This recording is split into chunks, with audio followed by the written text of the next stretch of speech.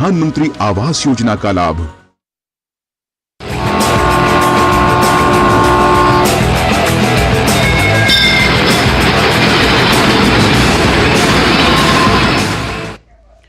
नमस्कार, स्वागत है आप सभी का डीडी न्यूज के इस खास बुलेटिन एक्सप्रेस 100 में, जहां हम आपके लिए लेकर आते हैं राजनीति, मनोरंजन, देश दुनिया, खेल और व्यापार जगत की सभी बड़ी खबरों को एक्सप्रेस यानी फटाफट अंदाज में।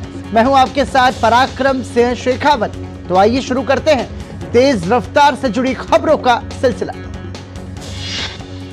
प्रधानमंत्री नरेंद्र मोदी ने ओडिशा में जौजपुर के चंडीखोल में 20,000 करोड़ से अधिक की विकास परियोजनाओं की सौगात दी। ये परियोजनाएं तेल एवं गैस, रेलवे, सड़क परिवहन और राजमार्ग और परमाणु ऊर्जा से जुड़ी हैं। प्रधानमंत्री मोदी ने पारादीप रिफाइनरी में Indian oil corporation limited mono ethylene glycol परियोजना का शुभारंभ किया। भारत की आयात निर्भरता कम करने की दिशा में यह बड़ा कदम। प्रधानमंत्री ने 344 किलोमीटर लंबी उत्पाद पाइपलाइन का भी उद्घाटन किया। यह पाइपलाइन ओडिशा के पारादीप से पश्चिम बंगाल के हल्दिया तक जाती है। प्रधानमंत्री ने पारादीप में एलपीजी आयात सुविधा का भी शुभारंभ किया। देश के पूर्वी तट पर आयात बुनियादी ढांचे को सुदृढ़ करने के लिए यह महत्वपूर्ण पहल।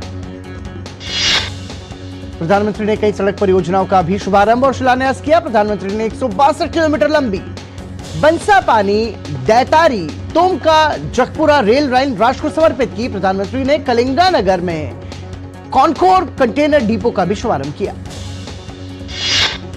प्रधानमंत्री ने कई ट्रेन सेवाओं को हरी झंडी दिखाकर शुभारंभ किया। इनमें पुरी आनंद बिहार टर्मिनल के बीच नई ट्रेन सेवा, पारादीप केंदुझारगढ़ के बीच नई ट्रेन सेवा और एक नई कंटेनर ट्रेन का शुभारंभ शामिल।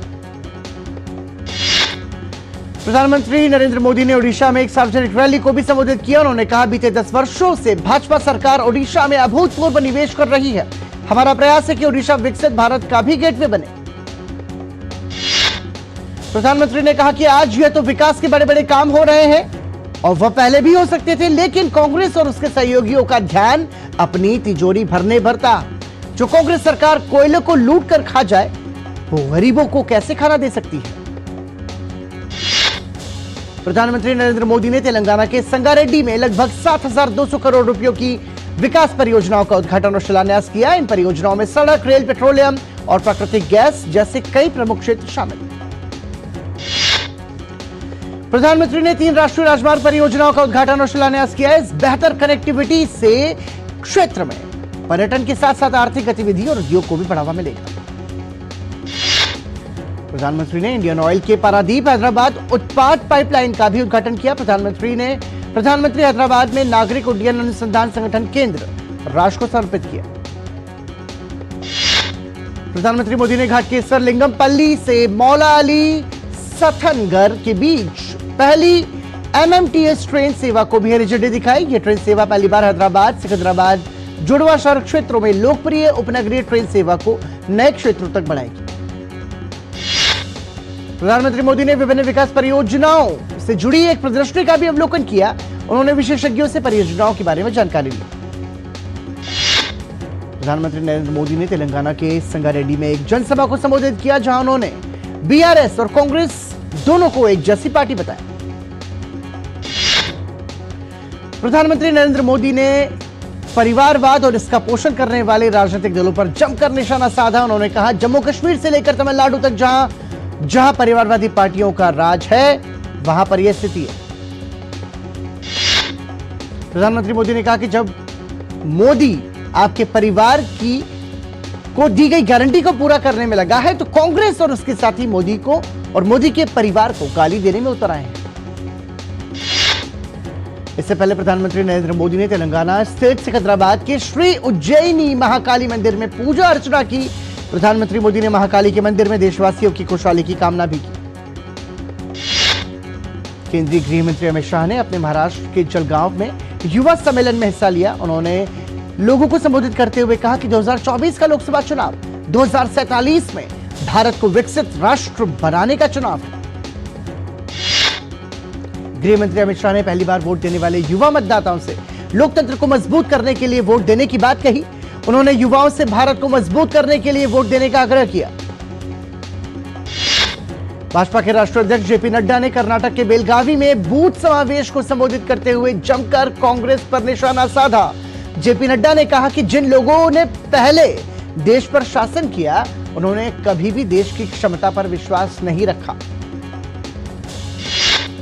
कर्नाटक के गृह मंत्री डॉक्टर जी परमेश्वर ने आखिरकार यह मान लिया कि विधानसभा के अंदर पाकिस्तान जिंदाबाद के नारे लगाए गए थे। एफएसएल रिपोर्ट में यह पुष्टि हुई है। कर्नाटक के गृह मंत्री डॉक्टर जी परमेश्वर ने माना कि 2 बार पाकिस्तान जिंदाबाद के नारे लगाए गए थे और इस सिलसिले में 3 लोगों को गिरफ्तार किया गया है। केंद्रीय मंत्री अनुराग सिंह ठाकुर ने कर्नाटक की कांग्रेस सरकार पर हमला बोला। उन्होंने कर्नाटक में राज्यसभा चुनाव में कांग्रेस उम्मीदवार की जीत के बाद पाकिस्तान जिंदाबाद के नारे के मुद्दे पर कहा कि कांग्रेस का हाथ देश विरोधी ताकतों के साथ है। ये एक बार फिर साबित हुआ। बिहार के पूर्व मुख्यमंत्री लालू प्रसाद यादव के प्रधानमंत्री नरेंद्र मोदी पर परिवारवाद वाले तंज पर केंद्रीय मंत्री निर्मला सीतारमण ने पलटवार करते हुए कहा कि प्रधानमंत्री ने जो कहा वो सही है। पूरा देश उन्हें अपना परिवार मानता है। भाजपा के वरिष्ठ नेता रविशंकर प्रसाद ने कांग्रेस पार्टी और इंडी गठबंधन पर निशाना साधते हुए कहा कि ये लोग दिखावे के लिए मंदिर जाते हैं और भारतीय आस्था का अपमान करते हैं। भाजपा ने डीएमके नेताओं द्वारा सनातन धर्म पर की गई विवादित टिप्पणी की कड़ी आलोचना की। रविशंकर प्रसाद ने कहा कि राम को शत्रु बताना हिंदू भगवानों का अपमान है। रविशंकर प्रसाद ने लालू प्रसाद यादव की आलोचना करते हुए कहा कि मोदी जी को लेकर जो टिप्पणी की गई है वो देश के पिछड़ों का अपमान है।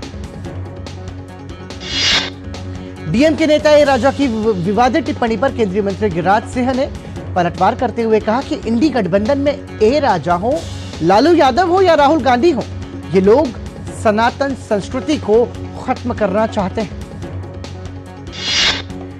डीएमके नेता ए राजा की विवादित टिप्पणी पर केंद्रीय राज्य मंत्री वी मुरलीधरन ने पलटवार करते हुए कहा कि इंडी गठबंधन ने हमेशा भारत की संस्कृति और विरासत के प्रति अपनी नापसंदगी व्यक्त की है।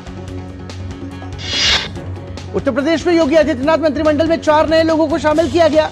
एक कार्यक्रम में राज्यपाल आनंदीबेन पटेल ने सुभाषपा के राष्ट्रीय अध्यक्ष ओम प्रकाश राजभर, भाजपा के दारा सिंह चौहान, राष्ट्रीय लोकदल के विधायक अनिल कुमार और साहिबाबाद से भाजपा विधायक सुनील शर्मा को मंत्री पद की शपथ दिलाई। विदेश मंत्री डॉक्टर एस जयशंकर दक्षिण कोरिया की यात्रा पर। डॉक्टर एस जयशंकर ने आज सियोल में दक्षिण कोरिया के प्रधानमंत्री हान डक-सू के साथ मुलाकात की। और बुलेटिन में रुक रहे हैं एक छोटे से ब्रेक के लिए, लेकिन देखते रहिए डीडी न्यूज। साल, बरस और सदी नहीं, एक युग गुजर जाएगा। उम्र न पूछो वंडर की, जब फर्क नजर आएगा। वंडर सीमेंट, फर्क नजर आएगा। क्या लड्डू, हम यहाँ बैठे बैठे पैसे बना सकते हैं। Amazing day. What a match this has been. Cracking shot. What a way to finish the game. Guys, मैं तुम्हारे बिजनेस आइडिया का बड़ा फैन हूं। अब बिजनेस चाहे जो भी, एसबीआई का करंट अकाउंट तो चाहिए ना। एसबीआई करंट अकाउंट से सिंप्लीफाइड बिजनेस ट्रांजैक्शंस और ग्रेट कस्टमर सर्विस। एसबीआई, देश का फैन। इन्वेस्टमेंट की रेगुलर इंफॉर्मेशन मिलती है क्या? बिल्कुल। योद्धा मुद्रा के लिए पैरों में 3 फीट का गैप। पूछ। विड्रॉ करने के बाद पैसे कितने टाइम में मिलते हैं? सुन सवाल चंद, म्यूचुअल फंड सही है .com पर लॉग इन कर, वहां तेरे सारे सवालों के जवाब मिल जाएंगे। समझा? कौन सी वेबसाइट? म्यूचुअल फंड सही है .com। सही है। म्यूचुअल फंड निवेश बाजार जोखिमों के अधीन है। योजना से जुड़े सभी दस्तावेजों को ध्यान से पढ़ें। मेरी माँ फोन से पैसे देती है। मेरे पापा फोन पे पैसे लेते हैं। मेरे दादाजी को फोन में पैसे आते हैं। दादी फोन से हर मंदिर के दर्शन पाती है। दीदी लैपटॉप से पढ़ाती है और मैं लैपटॉप से पढ़ती हूँ। टेक्नोलॉजी हम सब के लाइफ का हिस्सा है, पर टेक्नोलॉजी को हम तक किसने पहुँचाया? मोदी जी ने। इसे सस्ता बनाकर, स्वदेशी बनाकर हमारा समय, धन और ईंधन बचाकर, बिचौलियों को हटाकर। मेरे परिवार को कतारों से मुक्ति दिलाकर, डीबीटी का सिस्टम लाकर, इनोवेशन को पुश कर स्टार्टअप को बूस्ट कर। मेरा परिवार डिजिटल तो India digital. Thank you Modi ji. Digital economy, digital Bharat, Modi सरकार की गारंटी। साल बरस और सदी नहीं, एक युग गुजर जाएगा। उम्र न पूछो वंडर की, जब फर्क नजर आएगा। वंडर सीमेंट, फर्क नजर आएगा। एक बार फिर आपका स्वागत। आप देख रहे हैं एक्सप्रेस 100। डेनिश संसद के अध्यक्ष सोरेन गाड़ी के नेतृत्व में डेनमार्क के एक संसदीय प्रतिनिधिमंडल ने दिल्ली में उपराष्ट्रपति जगदीप धनखड़ से मुलाकात की। उत्तर प्रदेश पुलिस सिपाही भर्ती परीक्षा मामले में योगी सरकार ने सख्त एक्शन लिया। उत्तर प्रदेश सरकार ने पुलिस भर्ती परीक्षा लीक मामले में डीजी रेणुका मिश्रा को उनके पद से हटा दिया। अब राजीव कृष्ण को डीजी पुलिस भर्ती बोर्ड का अतिरिक्त प्रभार दिया गया। बेंगलुरु जेल में कैदियों को कट्टरपंथी बनाने के मामले में एनआईए 7 राज्यों में 17 स्थानों पर छापेमारी कर रही है, कार्रवाई कर रही है। बेंगलुरु और तमिलनाडु समेत अन्य राज्यों में छापेमारी जारी है। इस साल जनवरी में एनआईए ने लश्कर के साथ आतंकी हमलों की साजिश रचने के मामले में चार्जशीट फाइनल की थी, जिसमें शामिल आरोपियों में केरल के कन्नूर जिले का टी नासिर भी शामिल है। गुजरात के पोरबंदर से वरिष्ठ कांग्रेस विधायक अर्जुन मोडवाडिया और प्रदेश कांग्रेस के कार्यकारी अध्यक्ष अम्बरीश डेर समेत कई नेता भारतीय जनता पार्टी में शामिल। अंबाला प्रशासन ने अंबाला चंडीगढ़ राजमार्ग को खोल दिया। किसानों ने 13 फरवरी को दिल्ली की ओर कूच करने की घोषणा की थी, जिसके कारण प्रशासन ने अंबाला चंडीगढ़ एक्सप्रेस को पूरी तरह से बंद कर दिया।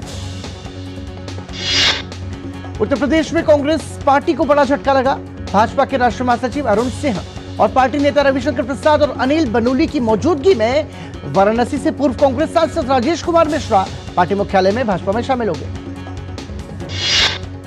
कांग्रेस के पूर्व सांसद राजेश कुमार मिश्रा के भाजपा में शामिल होने के बाद उन्होंने कहा कि प्रधानमंत्री नरेंद्र मोदी ने देश का नाम पूरे विश्व में आगे बढ़ाया।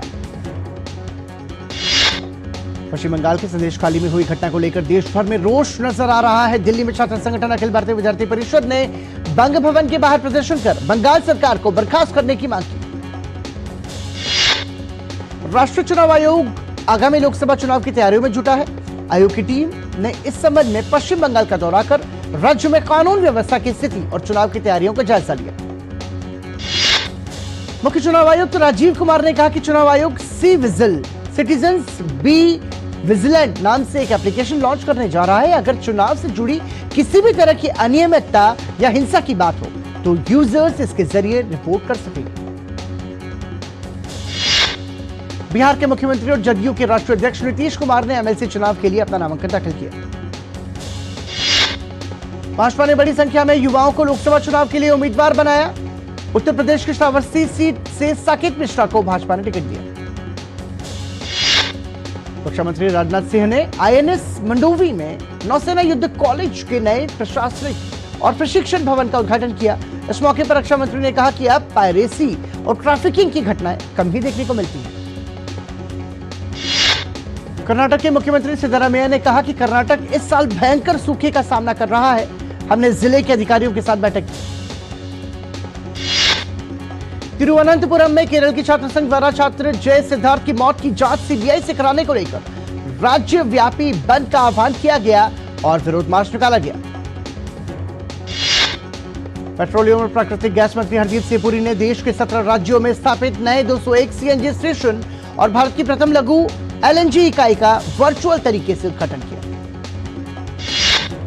केंद्रीय मंत्री हरदीप सिंह पुरी ने कहा कि सीएनजी स्टेशनों के परिचालन से ग्राहकों को उचित मूल्य पर सीएनजी गैस की सुविधा प्राप्त हो सकेगी। कलकत्ता हाईकोर्ट के पूर्व जस्टिस अभिजीत गंगोपाध्याय जल्द ही राजनेता के तौर पर नजर आएंगे। उन्होंने मंगलवार को अपने पद से इस्तीफा दे दिया और भाजपा में शामिल होने की घोषणा की। केंद्रीय मंत्री अश्विनी वैष्णव ने गूगल और स्टार्टअप कम्युनिटी के साथ बैठक की। बैठक के बाद केंद्रीय मंत्री ने बताया कि गूगल अब वापस से सभी ऐप को दोबारा लिस्टिंग करेगा। उत्तराखंड के मुख्यमंत्री पुष्कर सिंह धामी ने उत्तरकाशी में रोड शो किया। इस मौके पर हजारों कार्यकर्ता इस कार्यक्रम में शामिल हुए। दिल्ली में आम आदमी पार्टी के वरिष्ठ नेता बलबीर सिंह जाखड़ और कई अन्य नेता भाजपा में शामिल। बलबीर सिंह जाखड़ ने 2019 के चुनाव में वेस्ट दिल्ली से लोकसभा उम्मीदवार के तौर पर चुनाव लड़ा था। राजस्व खुफिया निदेशालय के चेन्नई जोन और भारतीय तटरक्षक बल ने एक संयुक्त अभियान चलाकर 108 करोड़ रुपयों मूल्य की 99 किलोग्राम हशीश ड्रग जब्त की। सुप्रीम कोर्ट ने टीएमसी नेता महुआ मोइत्रा की रिश्वतखोरी पर चल रही पूछताछ से संबंधित याचिकाओं को खारिज कर दिया। संदेशखाली मामले पर कोलकाता हाईकोर्ट का बड़ा फैसला। कलकत्ता हाईकोर्ट के मुख्य न्यायाधीश की खंडपीठ ने आज संदेशखाली की जांच का जिम्मा सीबीआई को सौंप दिया। हिमाचल कांग्रेस के 6 बागी विधायकों ने सुप्रीम कोर्ट में याचिका दाखिल कर विधानसभा स्पीकर द्वारा उन्हें अयोग्य करार दिए जाने के फैसले को चुनौती दी है। ग्लोबल मार्केट में नरमी और आईटी शेयरों में मुनाफा वसूली के कारण कारोबारी सप्ताह के दूसरे दिन स्थानीय शेयर बाजार लाल निशान पर बने। बाजार में दिन भर जारी उतार चढ़ाव के बाद दिन के अंत में सेंसेक्स 195 अंक गिरकर 73,677 अंक पर बंद हुआ। वैश्विक बाजार के लगातार बदलते रुख का असर स्थानीय शेयर बाजार पर भी देखने को मिला। दिन के अंत में निफ्टी 49 अंक गिरकर 22,356 अंक पर बंद। मजबूत हाजिर मांग के बाद कारोबारियों द्वारा अपने सौदों का आकार बढ़ाने से वायदा कारोबार में कच्चा तेल की कीमत में मामूली बढ़त दर्ज की गई। और बुलेटिन में रुक रहे हैं एक और ब्रेक के लिए। देखते रहिए डीडी न्यूज। साल बरस और सदी नहीं, एक युग गुजर जाएगा। उम्र न पूछो वंडर की, जब फर्क नजर आएगा। वंडर सीमेंट, फर्क नजर आएगा। एक बार फिर आपका स्वागत। आप देख रहे हैं एक्सप्रेस 100। सोने के वायदा भाव में आज शुरुआती सुस्ती के बाद तेजी देखी गई। चालू वित्त वर्ष के पहले 11 महीनों में देश में 88.07 करोड़ टन कोयले का उत्पादन। देश में 15 साल या उससे अधिक उम्र के लोगों की बेरोजगारी दर वर्ष 2023 में घटकर 3.1% रह गई। आर्थिक संकट में फंसी एयरलाइन स्पाइसजेट ने क्रॉस ओशन पार्टनर्स के साथ 1.12 करोड़ डॉलर की राशि से जुड़े विवाद को सुलझा लिया। स्पाइसजेट द्वारा जारी बयान में कहा गया कि इस विवाद निपटान समझौते के तहत बिना किसी अतिरिक्त लागत के एयरफ्रेम और इंजन के हस्तांतरण से कंपनी को लाभ। वित्तीय आसूचना इकाई ने कहा कि पेटीएम पेमेंट्स बैंक धन शोधन रोधक कानून के तहत संदिग्ध लेनदेन का पता लगाने और उसकी सूचना देने के लिए एक आंतरिक व्यवस्था बनाने में विफल रहा। विश्व स्वास्थ्य संगठन द्वारा संयुक्त राष्ट्र संघ के कर्मचारियों के सहयोग से उत्तरी गाजा के 2 प्रभावित अस्पतालों में चिकित्सा आपूर्ति और ईंधन पहुंचाया गया। इजरायली सैन्य बलों ने उत्तरी गाजा के बेथानोन के पास हमास की सबसे बड़ी सुरंग को नष्ट करने का दावा किया। चिली के सैंटियागो में सैकड़ों प्रदर्शनकारियों ने इजरायली दूतावास के बाहर प्रदर्शन किया। ब्लैक सी में गश्त लगा रहे एक रूसी जहाज को यूक्रेनी सैन्य बलों ने नष्ट कर दिया। उत्तर कोरिया की रक्षा मंत्रालय ने अमेरिका और दक्षिण कोरिया द्वारा किया जा रहे संयुक्त सैन्य अभ्यास को तुरंत रोकने की चेतावनी दी। फिलीपींस ने चीन पर उसके आपूर्ति जहाज पर पानी की बौछारों का इस्तेमाल करने का आरोप लगाते हुए निंदा की। जापान के प्रधान कैबिनेट सचिव योशिमासा हयाशी ने चीन द्वारा अपनी सैन्य क्षमता में लगातार किए जा रहे वृद्धि पर चिंता जाहिर की। फ्रांस की संसद ने महिलाओं के गर्भपात के अधिकार से संबंधित विधेयक को सदन में बहुमत से पारित करा लिया। गर्भपात के अधिकार से संबंधित विधेयक के पक्ष में 780 वोट डाले गए, जबकि इसके विरोध में 72 वोट पड़े। हिमाचल प्रदेश के बिलासपुर में केंद्रीय खेल मंत्री अनुराग सिंह ठाकुर ने सांसद खेल महाकुंभ के 30वें संस्करण का शुभारंभ किया। सांसद खेल महाकुंभ 3.0 में volleyball, kabaddi, cricket, basketball, athletics को शामिल किया गया। मौके पर खेल मंत्री ने कहा कि इस बार का सांसद खेल महाकुंभ पिछली बार से भी ज्यादा भव्य होगा और इसमें अधिक से अधिक संख्या में खिलाड़ी हिस्सा लेंगे। इस मौके पर केंद्रीय मंत्री ने कहा कि केंद्र सरकार खेलों को बढ़ावा देने के लिए निरंतर प्रयास कर रही है। सांसद खेल महाकुंभ के मौके पर राहुल द्रविड़ ने युवा प्रतिभाओं का उत्साहवर्धन करते हुए कहा कि इस तरह के आयोजन से युवाओं में स्वास्थ्य के प्रति जागरूकता बढ़ेगी। युवा मामले और खेल मंत्रालय ने भारतीय पैरालंपिक समिति के निलंबन को तत्काल प्रभाव से हटा दिया। PSPB inter unit lawn tennis tournament का 42वां संस्करण आज नई दिल्ली में शुरू हुआ। 2024 पेरिस ओलंपिक और पैरालंपिक के आधिकारिक पोस्टर लॉन्च कर दिए गए। भारत की पुरुष और महिला टेबल टेनिस टीम ने पेरिस ओलंपिक के लिए क्वालिफाई कर लिया। यह पहला मौका है जब भारत ओलंपिक में टेबल टेनिस की टीम इवेंट में हिस्सा लेगी। तमिलनाडु और मुंबई के बीच खेले गए रणजी सेमीफाइनल को मुंबई ने पारी और 70 रन से जीत लिया। पैट कमिंस को आईपीएल 2024 के लिए सनराइजर्स हैदराबाद का कप्तान बनाया गया। डिवॉन कॉनवे आईपीएल के पहले हाफ में हिस्सा नहीं ले पाएंगे। बेन सीयर्स क्राइस्टचर्च में ऑस्ट्रेलिया के खिलाफ होने वाले सीरीज के दूसरे टेस्ट में न्यूजीलैंड की ओर से टेस्ट डेब्यू कर सकते हैं। राफेल नडाल को एक प्रदर्शनी मैच में कार्लोस अल्कराज के खिलाफ हार का सामना करना पड़ा।